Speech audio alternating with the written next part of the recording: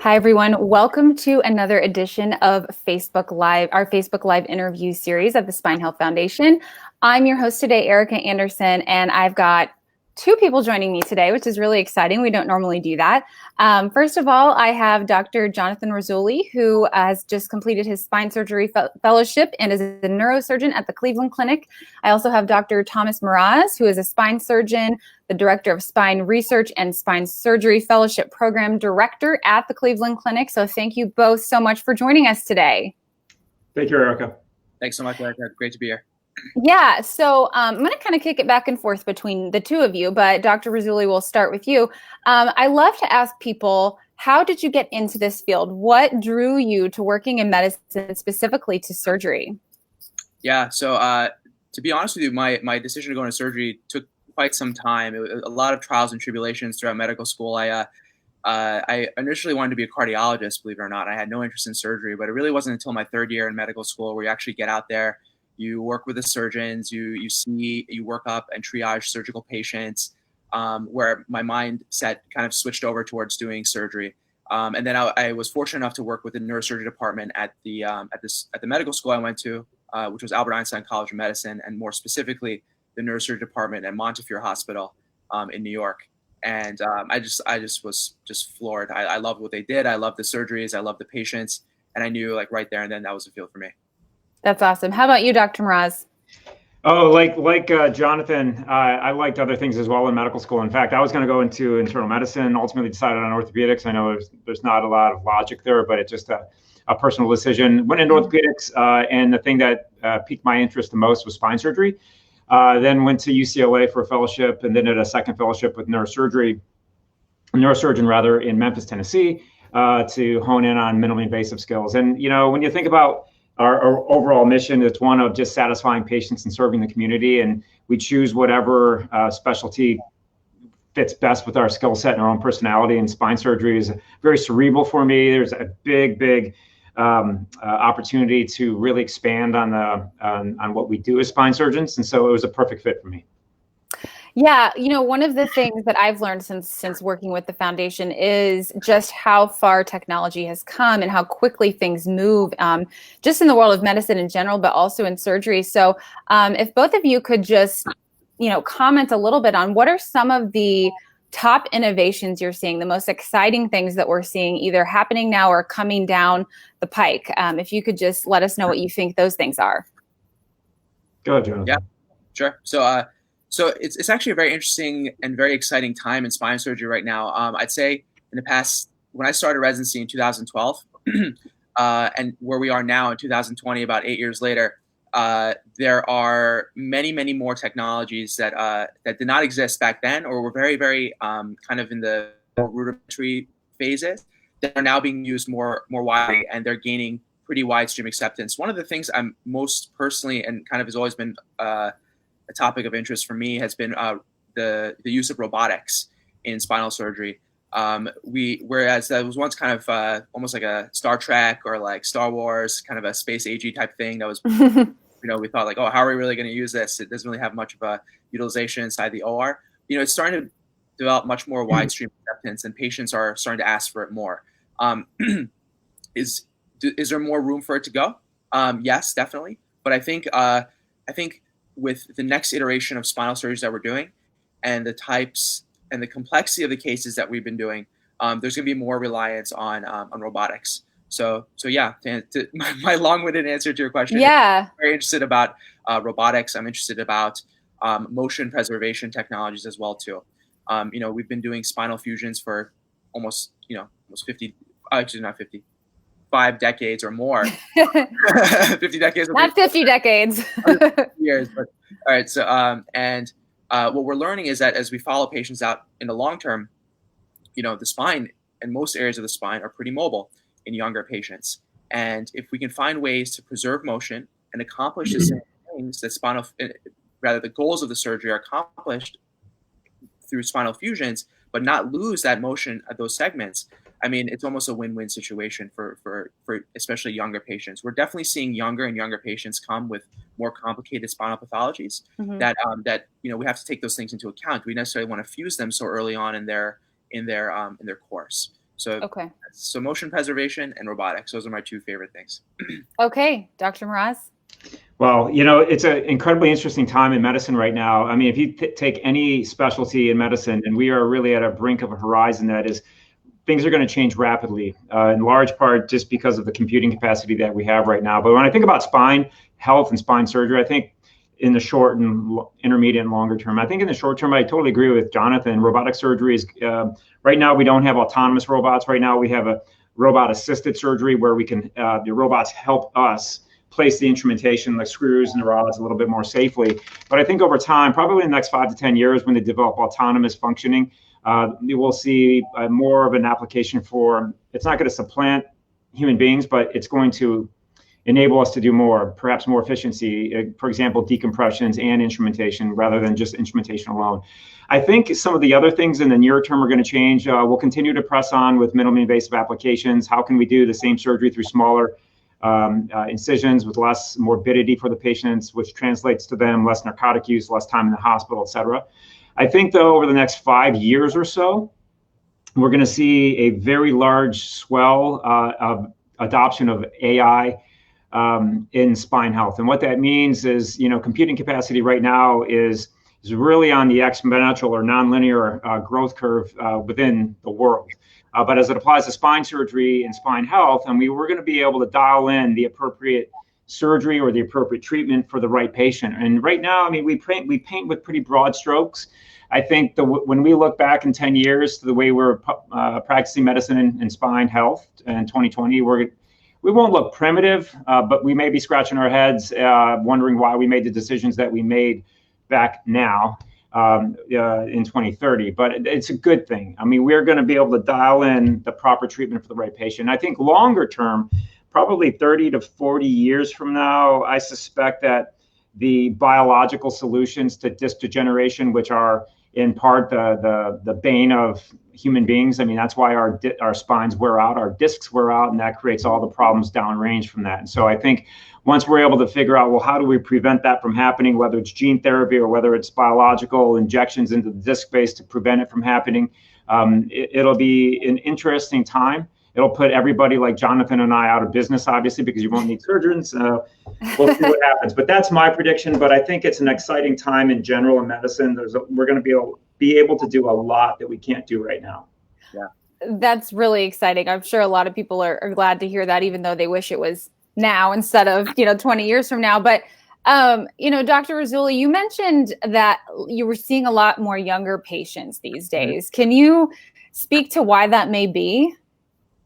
It definitely is an interesting phenomenon. I probably am maybe exaggerating a little bit. It's not we're not seeing a tremendous increase in number of younger patients, but I will say this: if you think of how does a patient ultimately see us in clinic, right? A patient has, let's say, a problem with their neck, or they have a radiculopathy, kind of a shooting pain down their arm, or they have back pain, or a multitude of different things wrong with the spine. They go to their doctor. They get an MRI scan. MRI shows something, let's say. Most of the time, it shows some sort of problem. And then they'll send the patient over to be evaluated by a spine surgeon. Now, that being said, there are studies that show that there is a extreme heterogeneity or differences in the way a patient's treated based on the surgeon you see. And it's not necessarily, it could be the region, it could be a byproduct of the surgeon's training, it could be their personal preferences, it could be personal biases, it could be conflicts of interest. We don't really know exactly why this is. But if you send one person to 3 or 4 different spine surgeons, or maybe 10 different spine surgeons, you're probably going to get about 10 different opinions about what to do. And that could be range from do absolutely nothing, let everything kind of cool down and let this see how they're doing, to multi-level spinal fusions and decompressions. And just to speak on what Dr. Mroz said, it's this heterogeneity in care that is really what we're trying to reduce. And we're trying to get more reproducible results. And we're trying to have a kind of a consensus on how to treat spinal pathologies. And again, to speak on what Dr. Mroz said, we believe that is increasingly going to be through the use of artificial intelligence, big data, and bringing all the outcomes and research and everything from all these spinal surgeons throughout the country and maybe throughout the world and analyze it in a very neutral and objective way. And then we're going to be able to get that data and develop very evidence-based ways to treat pathologies. Because right now, in many ways, it's kind of a free-for-all, and we're trying to reduce that.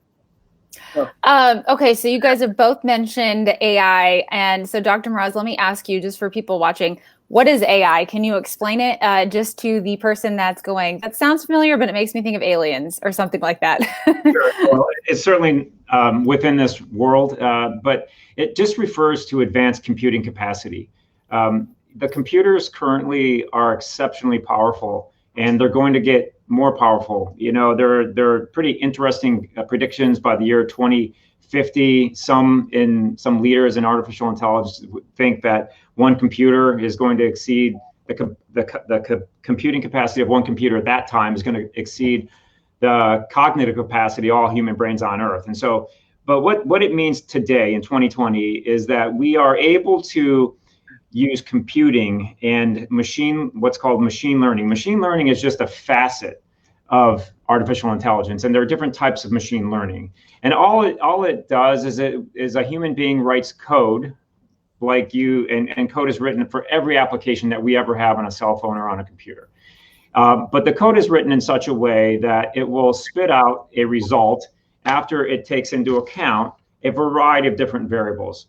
As it pertains to spine surgery, for example, a patient such as myself may present to Dr. Rasouli in his clinic, and I have a history. I've got medical problems, I've got labs, I live in a certain zip code, I make a certain amount of money, I'm affiliated with a certain religion. Believe it or not, whether or not that may or is not relevant, that's all able to be reconciled by the machine learning or the algorithm that a human being creates by writing code to spit out a certain result that we want. And that result may be a % improvement on a score that a patient rates their pain as. So if I come in and I'm a 10 out of 10 pain, and I'm saying, Dr. Rasouli, please operate on me. I can't take this leg pain anymore because this disc herniation is killing me. The computing program may look at not only my data, but in reference to all the other thousands and thousands of patients that have been treated previous to me in that institution by Dr. Rasouli and all of his partners. And it may say, and I may be the craziest person in the world and say, listen, despite what you think, you're going to get better. You don't need surgery. And right now, we don't really have that specification, that level of specificity that computing or that AI is going to give us. And so what it would look to us is that this program would be built into our EMR. As I'm sitting in a room adjacent to Dr. Rasouli, and Dr. Rasouli types in a CP or a surgical code for me saying, I think this person needs surgery, it'll give an answer whether or not that is or is not a legitimate way to treat me, based upon not only everything that I'm presenting with as a patient, but also the history of patients that preceded me based upon how they presented. They may or may not be similar to me, but the computing capacity that we have now is able to look at all of those different hundreds and thousands of variables to come up with more meaningful dialed-in care for each patient. It really is remarkable. It's fascinating. We have actually a question from Facebook, if you don't mind me asking it. It's from Kim, and she asks, where do you envision the data for AI applications to come from, and what role will surgeons and institutions and regulatory bodies play in it? Great. Did that make sense? Okay. Yeah, Jonathan, I can try to answer that if you want to chime in. So we've been working on our own data, and that question is very apropos because it speaks to a lot of different things. And so we're partnering with a company right now that has expertise in these sorts of things. And we've had part of our conversations up to date is something just like that. But as it pertains to the Cleveland Clinic, we intend to look at our own data in a de-identified manner that has no patient-specific or patient-related health data, but it has data that's useful nonetheless. And this includes financial data, patient data with regard to how everything in the electronic milieu that is referable to that particular patient, but also for the past 15 years or so, we've been creating a massive database of clinical outcomes for all of our patients treated, and we do anywhere between 2,000 and 3,000 surgeries per year, but we treat, probably on the order of magnitude of 10 or so throughout the year, and so we have a lot of data on how patients do before and after treatment, whether that's a medical treatment or a surgical treatment. And so we have a large data repositories by which to use this computing capacity to make more meaningful, informed decisions. And so on a large scale, for us, for a large spine center that we have right now, we'll be able to dial in, again, the appropriate care by the right surgeon at the right part of our enterprise. We have many different hospitals right now, but maybe even though I think this particular surgery is appropriate for this patient at this location where I'm at right now, maybe it's my partner who does historically a better job at doing that, and therefore we should be able to relegate a patient to the right provider, or allow me to perform at a better level. But on a bigger scale, I think there's a lot of opportunity to use platforms like this to move the needle on a national level first. And then, going back to what Jonathan says, could we do something globally? There's a lot of heterogeneity between the medical services rendered in the United States versus other parts of the world. But ideally, that's what we would want to do. Now, if you think about the opportunity, and the reason why this is important, going back to what Jonathan said, we never want to have a shotgun approach to patient care. We want to be able to dial in with a high degree of specificity on what a patient actually needs. But right now, it isn't like that, because there are many different ways to treat one pathology. That, as Jonathan alluded to, there's a lot of different surgeon variables, patient variables, and there's a lot of different surgical techniques for one thing. And so when you factor in all those different variables, there's a lot of opportunity. But the other opportunity is that spine care, the direct cost of spine care in the United States is $110 billion. And I don't know that scientifically, but I would say that a large percentage, not the majority percent, but a large percent nonetheless, is probably not necessary. Not because we're just over-operating and over-treating patients, but it's just because we don't have the skills, the clinical decision-making tools that AI will help us to more appropriately dial in the care. I hope that makes sense. But it's a massive opportunity, there's a massive need. And so I think once we have these sorts of tools, partnering with payers in a unique, mutually beneficial way, I think that's the way to go. And I think partnering with patients. I mean, everybody should be a kind of a transparent, equal stakeholder in the decision-making process. And so that's where I think AI is going to take us. Okay. Anything you wanted to add, Dr. Rasouli? Yeah, I mean, it's hard for me to top that, but that's great. Well, let me give a real world example. So let's say a company like Walmart, right? Or let's say Amazon, for example, right? You're talking about thousands and thousands of employees, okay? Some percentage of those people are going to have back problems, okay? And just think about it, this company is responsible to provide health insurance for these patients, right? So as these companies are getting larger and larger, they're trying to find ways to deliver high value and high quality of care, and also reduce healthcare costs. Because as Dr. Mroz just told us, I mean, hundreds of billions of dollars, and just for spine care. I mean, that's just one segment of our healthcare spending. I mean, you're talking about billions of dollars. So anyway, so how do they know? You have all these employees, and some percentage of them need, let's say, spine surgery, right? How do we know who to send them to, right? They're just going to kind of go wherever they want. It may not be necessarily the best thing. So with the advent of artificial intelligence and finding a way to basically better analyze the data that we have, these companies can be more confident in sending their patients to receive, let's say, spine care, for example, as just one facet of the many problems that they may potentially have at a certain place. Because you can say reliably and objectively, hey, for example, let's use Cleveland Clinic. That's where Dr. Mroz and I are both employed. But so we say, there you go. So let's look at the outcomes of a specific spinal surgery. Let's say a cervical fusion, right? The complication rates and the cost of doing the surgery at the Cleveland Clinic is very, very low. So maybe we should send all our employees there versus sending, I don't know, let's say Big Bob's House of Spine Surgery. It's probably not a good idea to send your patients there. Probably so not. What we're trying to do basically in particular, we believe the answer to this will be artificial intelligence, machine learning, is basically get more consistent results and be able to discuss the outcomes of surgeons, of institutions, of regions much more intelligently. It's not just, I operate on 100 patients and they all do great. You can't really do that anymore in this day and age. You have to be like, listen, I operated this many patients. This was their rates of fusion. This is their complication rate. This is how they did. This is the re-op rate. And I mean, these things go on and on and on for forever. But yeah, bottom line is that we're trying to reduce, we're trying to reduce heterogeneity. And I think with that comes a lot of benefits. Patients are much more confident in the surgeon they're getting.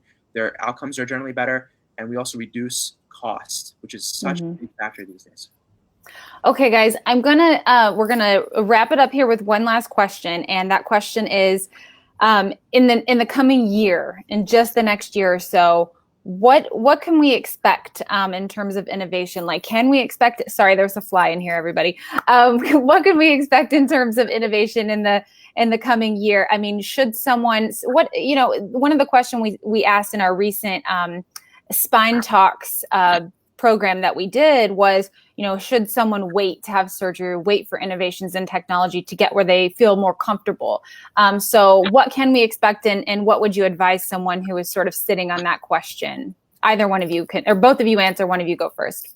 Jonathan, sure. All right.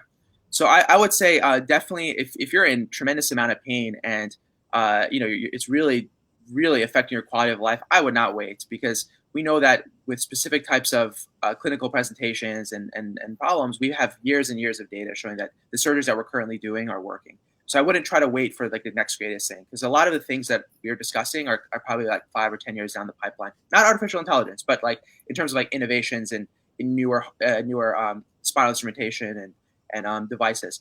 Here's the thing that you're asking a very good question too, and I kind of want to just digress for 1 second. Is we're looking at a healthcare environment where costs are kind of out of control, or they're just rising every single year. People are getting sicker, people are getting older, and the healthcare costs are rising. And we are actively looking for ways to cut these costs, right? So how do we maintain innovation in a environment of cost? We're being much more concerned about costs and cutting them, right? So this is kind of a big issue moving forward. I would say that it's going to be a challenge, but certainly the need is there. And as there's a need, and then more and more technologies are coming down the pipeline and being adopted, which as what Dr. Mroz said, biologics are going to be pretty key, are going to be very, very key. We're going to see a kind of a evolution of spine care, but this is something that's probably about 5-10 years down the pipeline. So back to your question, if you're trying to wait for this kind of stuff, I wouldn't. I would go ahead and speak with a spine surgeon and definitely bring it up. I mean, say, hey, listen, is there something that maybe down the pipeline for my condition is something I should be waiting for? Most likely the answer will be no. You should probably, if it's really affecting your quality of life, we recommend getting surgery if you're a good candidate for that. Okay, Dr. Mroz. Yes, great question. I think over the next year or so, not a lot's going to change. I think we'll have at the Clinic a functioning platform in AI that will be transformative. Probably in about 16 months to 18 months, the work will be finished and will be incorporated. But I think what I always tell patients, and I think what's most meaningful perhaps, is to get second and third opinions. I mean, we are living in the digital age. I mean, information abounds. Patients come in very savvy. Most are savvy, and most have a great aptitude to looking up information online. But I would be taking a step further. When you're interviewing your surgeon, be specific and ask them, him or her, what kinds of outcomes do they follow on a routine basis, preoperatively and postoperatively? Specifically, is that practice or is that surgeon following their patient, what are called patient-reported outcomes, which are questionnaires that all patients can't stand? But it's meaningful because, number one, it tells you a lot about the surgeon. Are they really looking at their own results? And be specific. How many of these have you done? And then compare results. And unfortunately, sometimes we'll see patients that have seen 3 different surgeons, to Jonathan's point. Yeah, well, I've got this terrible back and leg pain. All 3 doctors recommended 3 different things. And then it really is a challenge for the patients. Obviously, they have a life. They have to get back to their life. And so they have to be able to choose which one's going to be most effective. But asking a lot of questions, doing a lot of due diligence online about individual surgeons. But really, it's okay to put docs on the spot in the office. I love it. I go, ask me whatever you want. And, I try to be as transparent as I can.